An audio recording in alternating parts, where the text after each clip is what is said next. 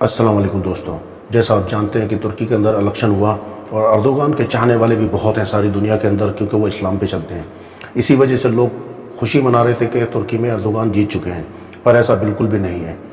तुर्की के इलेक्शन के बारे में मैं आपको सारी डिटेल में बताऊँगा, आप ये वीडियो पूरे आखिर तक देखते रहिए। जैसा आप देख सकते हैं यहाँ पे तुर्की के अंदर इलेक्शन तैयब अर्दोगान और मुस्तफ़ा कमाल पाशा के साथ था। वैसे पार्टियाँ तो वहाँ पे और भी थीं, लेकिन ये इलेक्शन बिल्कुल वैसा ही है जैसे हिंदुस्तान के अंदर नरेंद्र मोदी और राहुल गांधी के बीच में होता है। तुर्की में एक तरफ रजब अर्दोगान जो इस्लाम को फॉलो करते हैं और इस्लाम के मानने वाले भी उनको वोट देते हैं, और दूसरी तरफ मुस्तफ़ा कमाल पाशा जो मुसलमान तो हैं पर इस्लाम को इतना फॉलो नहीं करते। उसी हिसाब से वहाँ के लोग जो मुस्लिम हैं लेकिन इस्लाम को फॉलो नहीं करते, वो इनको मुस्तफ़ा कमाल पाशा को वोट देते हैं। तुर्की इलेक्शन का रिज़ल्ट आ चुका है, आप देख सकते हैं।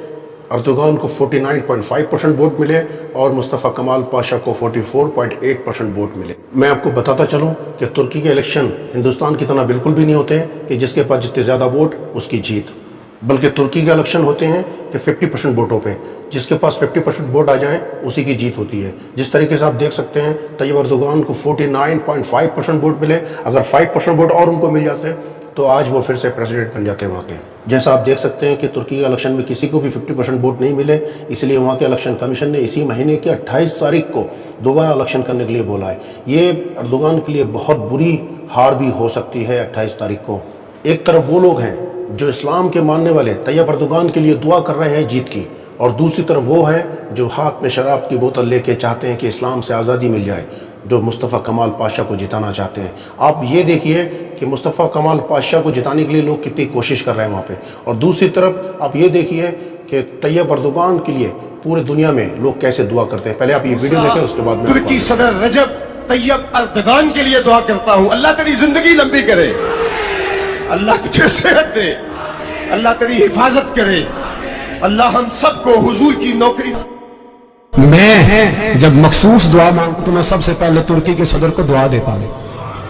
अगर मुझे जिंदगी में वो शख्स कभी मिलेगा, लोग मेरे हाथ चूमते हैं, मैं उसके हाथ चूमूंगा और मैं उसको कहूंगा तू मेरे रसूलुल्लाह का नौकर है, तूने बात तो की है ना मेरे नबी के दीन की।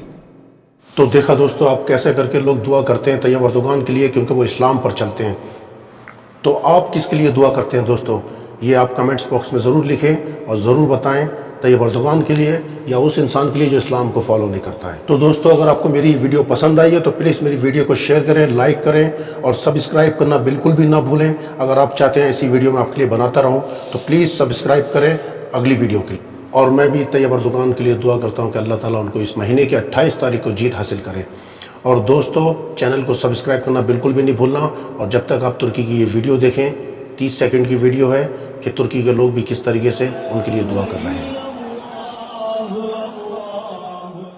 जब तक इस्लाम बाकी है तब तक ये दुनिया बाकी है। जिस दिन इस्लाम का नामो निशान मिट जाएगा इस दुनिया से, समझ लेना कि क़यामत का आखिरी दिन है वो। दोस्तों अल्लाह हाफिज़, अगली वीडियो में मुलाकात करते हैं।